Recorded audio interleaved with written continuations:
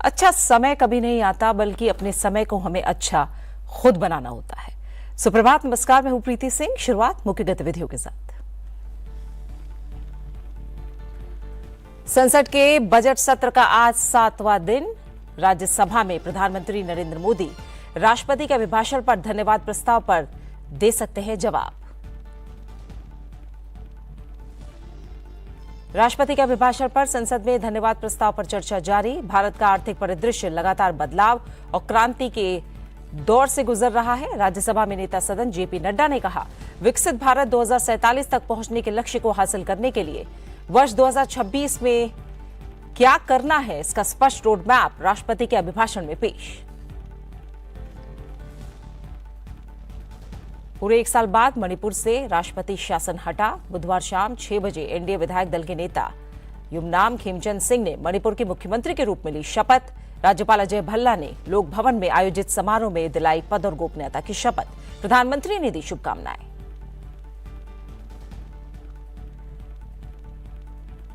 प्रधानमंत्री नरेंद्र मोदी 7 और 8 फरवरी को मलेशिया के दौरे पर रहेंगे। मलेशिया के प्रधानमंत्री अनवर इब्राहिम के निमंत्रण पर हो रही है ये दौरा। प्रधानमंत्री नरेंद्र मोदी की मलेशिया की ये तीसरी यात्रा। दोनों देशों के संबंधों को मिलेगी मजबूती। अगस्त 2024 में भारत मलेशिया द्विपक्षीय संबंधों को व्यापक रणनीतिक साझेदारी का दर्जा मिलने के बाद प्रधानमंत्री की पहली यात्रा। विदेश मंत्री डॉक्टर एस जयशंकर ने अमेरिका में क्रिटिकल मिनरल्स मिनिस्ट्रियल मीटिंग के मौके पर United states secretary of state Marco Rubio से की मुलाकात। दोनों नेताओं ने द्विपक्षीय सहयोग के साथ प्रमुख क्षेत्रीय और वैश्विक मुद्दों पर विस्तार से की चर्चा। साझा रणनीतिक हितों को और आगे बढ़ाने के लिए संस्थागत तंत्र की जल्द बैठक करने की आवश्यकता पर भी सहमति।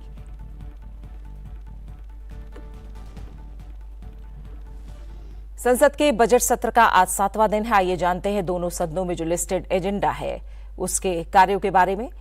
पेट्रोलियम और प्राकृतिक गैस मंत्रालय में राज्य मंत्री सुरेश गोपी कच्चे तेल की आयात नीति की समीक्षा पर संबंधित मंत्रालय की स्थायी समिति की रिपोर्ट पर अपना वक्तव्य देंगे। राष्ट्रपति के अभिभाषण पर सदन में सोमवार से शुरू हुई धन्यवाद प्रस्ताव पर चर्चा आज भी जारी रहेगी।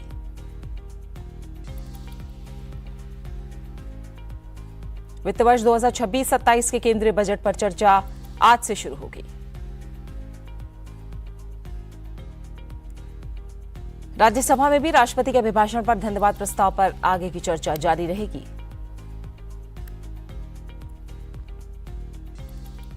राज्यसभा में राष्ट्रपति के अभिभाषण पर धन्यवाद प्रस्ताव पर चर्चा लगातार तीसरे दिन भी हुई। विभिन्न दलों के सदस्यों ने चर्चा में हिस्सा लेते हुए अपने विचार और सुझाव सदन में रखे। नेता सदन जेपी नड्डा, नेता प्रतिपक्ष मल्लिकार्जुन खड़गे, सांसद मनोज झा, कमल हासन, पूर्व प्रधानमंत्री एचडी देवेगौड़ा समेत कई सदस्यों ने चर्चा में हिस्सा लिया। सत्ता पक्ष के सदस्यों ने सरकार की उपलब्धियां गिनाई। राज्यसभा में नेता सदन जेपी नड्डा ने कहा कि भारत का आर्थिक परिदृश्य लगातार बदलाव और क्रांति के दौर से गुजर रहा है।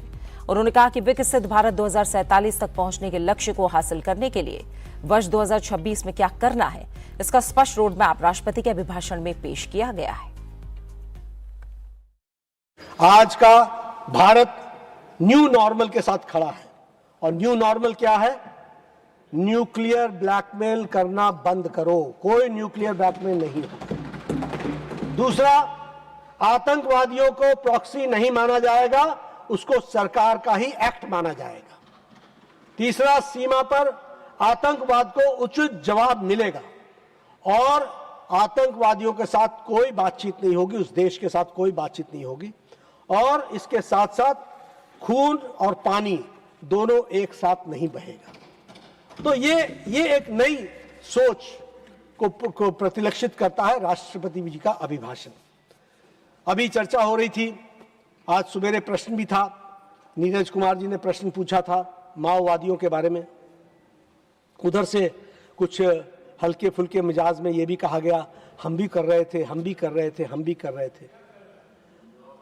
मैं छत्तीसगढ़ का इंचार्ज रहा हूं पूरे 6 साल। मैंने देखा है आपके एफर्ट्स और हमारे एफर्ट्स में क्या अंतर होता है। उस एफर्ट्स को हमको समझना चाहिए। आज माओवादियों का जो 126 जिलों में प्रभाव था, आज वो घट करके 3 जिलों तक सीमित हो गया है, इसको हमको समझना चाहिए। और लगभग 2000 से ज्यादा माओवादियों ने सरेंडर कर दिया है, और उसका मूल कारण है no talks with terror. No talks with terror, उनके साथ उसी तरीके से व्यवहार होगा जैसा व्यवहार उन्होंने आम जनता के साथ किया है। और इसी तरीके से आज हम माओवाद पर, और अभी हमारे राज्य मंत्री ने इस बारे में चर्चा करते हुए बताया भी है कि वो एक समय सीमा के तहत हम माओवाद को जड़ से समाप्त करेंगे। केंद्रीय वाणिज्य और उद्योग मंत्री पीयूष गोयल ने बुधवार को स्पष्ट किया है कि भारत अमेरिका व्यापार समझौते में सरकार ने उर्वरक और कृषि जैसे संवेदनशील क्षेत्रों का विशेष ध्यान रखा है। केंद्रीय वाणिज्य और उद्योग मंत्री पीयूष गोयल ने राज्यसभा में कहा कि यह समझौता लघु और मध्यम व्यापारियों, एमएसएमई उद्यमों, कुशल श्रमिकों और उद्योग जगत को नए अवसर देगा। जैसे कि इस सदन के माननीय सदस्यों को ज्ञात होगा, प्रधानमंत्री माननीय श्री नरेंद्र मोदी जी की फरवरी 2025 में अमेरिका यात्रा के बाद से भारत और अमेरिका एक संतुलित और पारस्परिक रूप से लाभकारी द्विपक्षीय व्यापार समझौते का संपन्न करने के उद्देश्य से नियमित रूप से चर्चा करते रहे हैं। इसी को ध्यान में रखते हुए दोनों पक्षों के वार्ताकारों ने पिछले 1 वर्ष में विभिन्न स्तरों पर गहन बातचीत की है। दोनों पक्षों के महत्वपूर्ण और विविध हितों को देखते हुए यह स्वाभाविक है कि दोनों पक्ष अपनी अपनी अर्थव्यवस्थाओं के महत्वपूर्ण और संवेदनशील क्षेत्रों की रक्षा करते हुए सर्वोत्तम संभव परिणाम सुनिश्चित करना चाहेंगे। इन वार्ताओं के दौरान भारतीय पक्ष अपने संवेदनशील क्षेत्रों, विशेषकर कृषि और दुग्ध क्षेत्रों के हितों की रक्षा सुनिश्चित करने में सफल रहा है। अमेरिकी पक्ष के भी कुछ ऐसे क्षेत्र थे जो उनके दृष्टिकोण से संवेदनशील थे।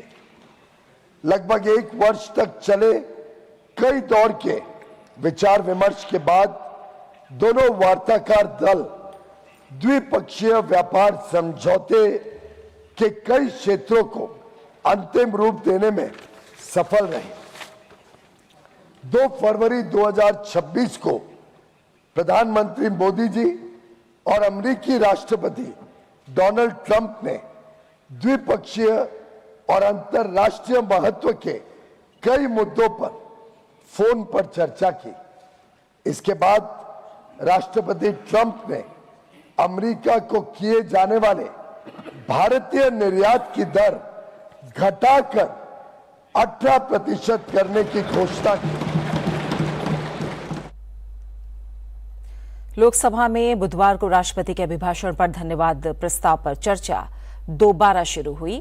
दूसरी बार सदन के स्थगित होने के बाद दोपहर 2 बजे जब सदन की कार्रवाई फिर शुरू हुई तो चर्चा में भाग लेते हुए तेलुगु देशम पार्टी के जीएम हरीश बालियोगी ने धन्यवाद प्रस्ताव का समर्थन करते हुए कहा कि राष्ट्रपति का अभिभाषण सुधारों, समावेशन और दीर्घकालिक प्रतिस्पर्धा पर आधारित एक आत्मविश्वासपूर्ण राष्ट्रीय रोड मैप प्रस्तुत करता है। The use of AI in mental health care must strictly regulated, with digital platforms operating under clear standards of private protection, ethical designs and clinical accountability.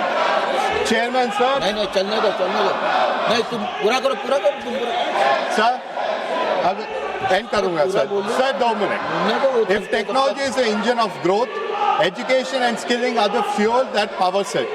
The 3,200 crore allocation for Atal Tinkering Labs strengthens innovation, but inclusion must remain central, especially when only 35% of the schools in our country currently accommodate children with special needs. The decision to establish one girls' hostel in every district expands higher education access, but empowerment must translate into entrepreneurship and economic participation. As a panelist at the Vikasit Bharat Young Leaders Dialogue, I witnessed strong entrepreneur.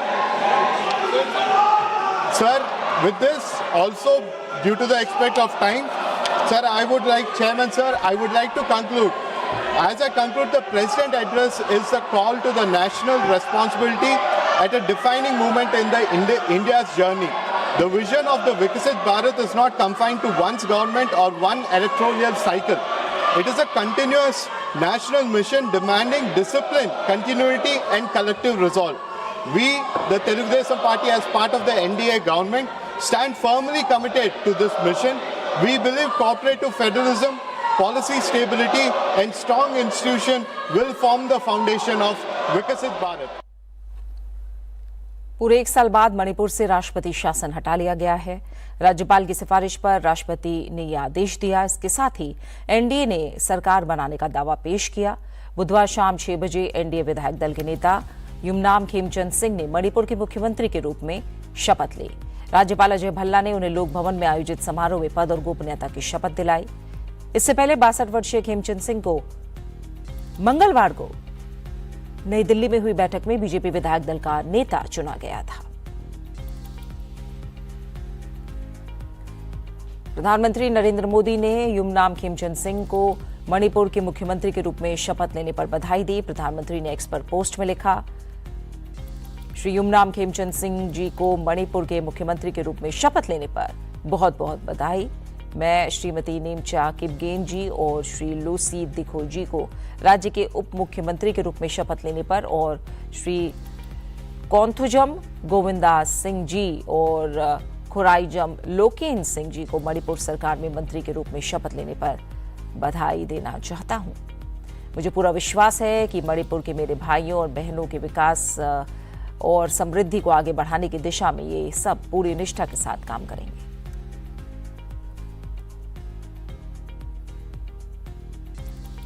प्रधानमंत्री नरेंद्र मोदी इसी महीने 7 और 8 तारीख को Malaysia के दौरे पर रहेंगे। ये यात्रा मलेशिया के प्रधानमंत्री अनवर इब्राहिम के निमंत्रण पर हो रही है।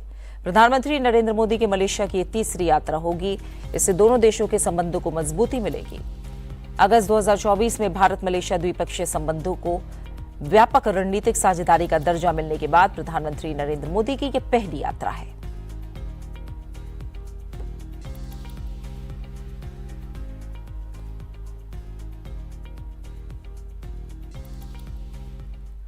राष्ट्रपति द्रौपदी मुर्मू ने 4 फरवरी को ओडिशा के रायरंगपुर में विभिन्न विकास परियोजनाओं का लोकार्पण और शिलान्यास किया है। राष्ट्रपति ने महाराजा श्री रामचंद्र भंजादेव विश्वविद्यालय सूचना प्रौद्योगिकी परिसर का उद्घाटन किया। साथ ही आयुष अस्पताल सह आयुर्वेदिक कॉलेज, ओडिशा कृषि और प्रौद्योगिकी विश्वविद्यालय परिसर, तीरंदाजी केंद्र, शहर सौंदर्यीकरण और जल निकासी उन्नयन परियोजनाओं, सभागार और सांस्कृतिक केंद्र, लड़कियों के लिए छात्रावास और नशा मुक्ति केंद्र की आधारशिला रखी। इस अवसर पर अपने संबोधन में राष्ट्रपति ने कहा कि भारत सरकार की पूर्वोदय परिकल्पना ओडिशा के विकास को प्राथमिकता देती है और मयूरभंज जिला इस परिकल्पना से काफी लाभान्वित हो रहा है। उन्होंने विश्वास व्यक्त किया कि विकासोन्मुखी परियोजनाएं, संस्थाएं और योजनाएं इस क्षेत्र को लाभ पहुंचाएंगी और यहां के लोगों के लिए रोजगार के नए अवसर पैदा करेंगी।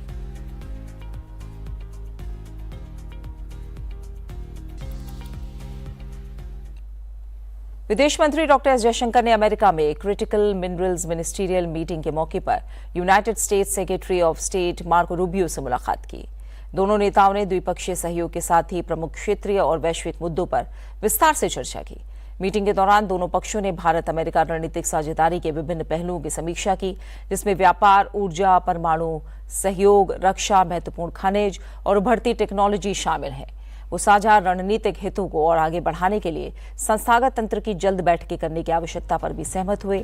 Doctor S Jaishankar critical minerals ministerial में हिस्सा लेने के लिए यूनाइटेड स्टेट्स में है, जिसका फोकस सप्लाई चेन की मजबूती बढ़ाने, क्लीन एनर्जी ट्रांजिशन को सपोर्ट करने और क्रिटिकल मिनरल सेक्टर में रणनीतिक सहयोग बढ़ाने पर है।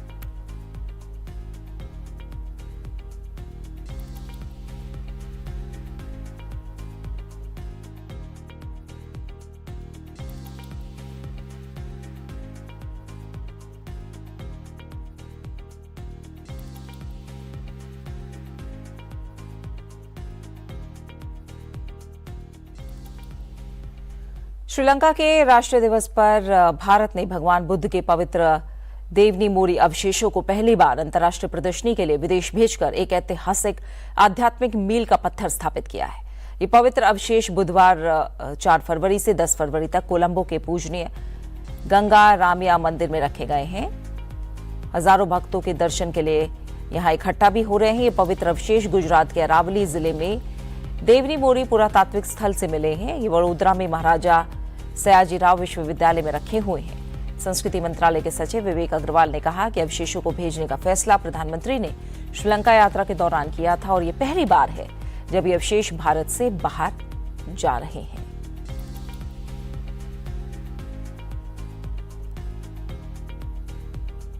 On 4th of February, the Devni Mori relics of Lord Buddha will be taken to Sri Lanka. This was an announcement of our Honorable Prime Minister during his visit to Sri Lanka.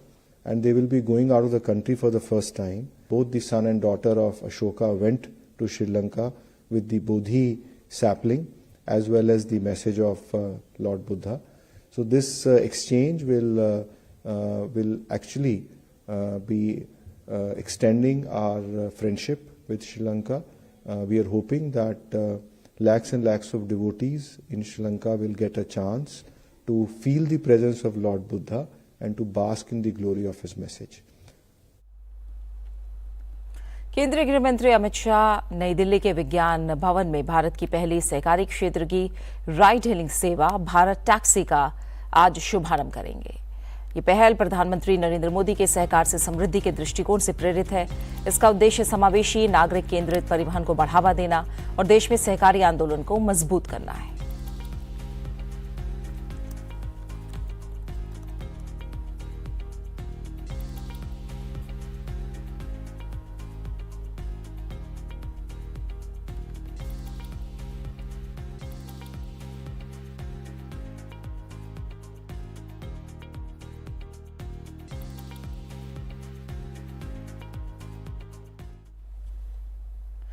जैसे जैसे परीक्षाएं नजदीक आ रही हैं, परीक्षा पर चर्चा भी वापस आ गई है। इस बार देवमोगरा, कोयंबटूर, रायपुर, गुवाहाटी और दिल्ली में एग्जाम वॉरियर्स के साथ 7 लोक कल्याण मार्ग में चर्चा आयोजित की गई और हमेशा की तरह प्रधानमंत्री का अपने युवा साथियों से संवाद करना और तनाव मुक्त परीक्षा, पढ़ाई और बाकी महत्वपूर्ण विषयों पर चर्चा बेहद प्रेरणादायक रही। 6 फरवरी को पीपीसी का एपिसोड जरूर देखें, यानी परीक्षा पर चर्चा का एपिसोड जरूर देखें। फिलहाल इस कार्यक्रम में मेरे साथ इतना ही। जाते जाते आपको छोड़ जाते हैं परीक्षा पे चर्चा के इस अंश के साथ। बने रहिए संसद टीवी के साथ। मुझे दीजिए इजाजत। नमस्कार। टीचर्स हमें पढ़ाई का एक अलग पैटर्न सजेस्ट करते हैं, पेरेंट्स एक अलग तरह से बोलते हैं कि ये पैटर्न से पढ़ो, तो उस समय हम कंफ्यूज हो जाते हैं कि कौन सा पैटर्न सही है। देखिए, ये जीवन भर ऐसा रहता है। मैं प्रधानमंत्री बन गया ना, तो भी कोई बताता है ऐसे करो, कोई कहता है ऐसे करो। जो पैटर्न के लिए सुझाव देते हैं उसको ध्यान से सुनो, समझने की कोशिश करो और उसमें आपको लगता है यार मेरी पैटर्न तो है, लेकिन ये चीज मैं अगर जोड़ दूं तो अच्छा होगा। लेकिन किसी के कहने पर मत जोड़ो। अब जैसे परीक्षा पे चर्चा मैंने जब शुरू किया तब एक पैटर्न था, अब धीरे धीरे मैं उसमें इम्प्रूव करता जा रहा हूँ, बदलता जा रहा हूँ। मैंने भी अपनी पैटर्न बदली, लेकिन मूल पैटर्न को छोड़ा नहीं।